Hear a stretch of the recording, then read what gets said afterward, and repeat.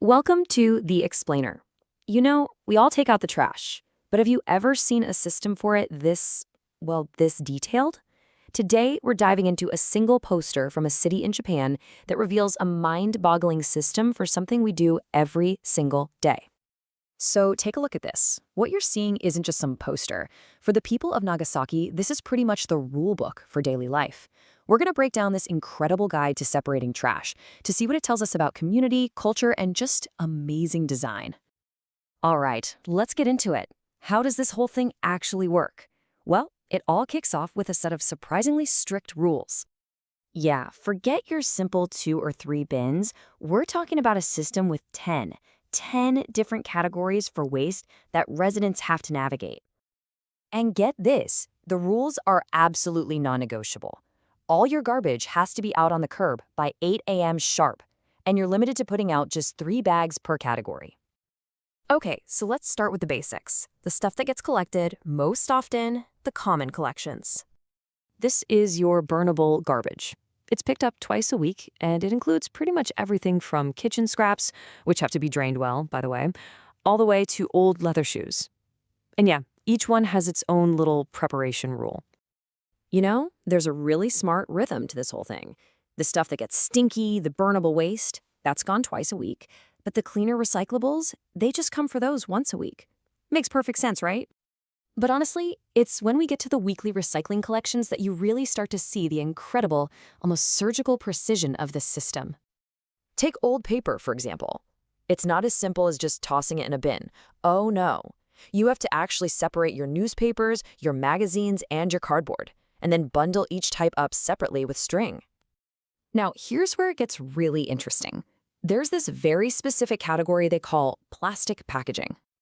And this little symbol right here is the key to the whole thing. It's the plasticycle mark. If a piece of plastic doesn't have this exact mark on it, it absolutely cannot go in the plastic packaging bag. Simple as that. And the rules for getting it ready are just as serious. Every single item has to be washed, completely dried, and then placed directly into the bag. No double bagging, no shortcuts. And if you thought that was intense, just wait till you hear about plastic bottles. This takes the dedication to a whole other level. Just think about that for a second. For every single bottle, there's a 3-step process. You have to rinse it out, then you have to take off the cap and the label, which, get this, go into a different bag, the plastic packaging one, and then you have to crush it flat. Okay, so what about the weird stuff? The things that don't really fit into the day-to-day routine, like, say, a broken coffee mug or an old bike.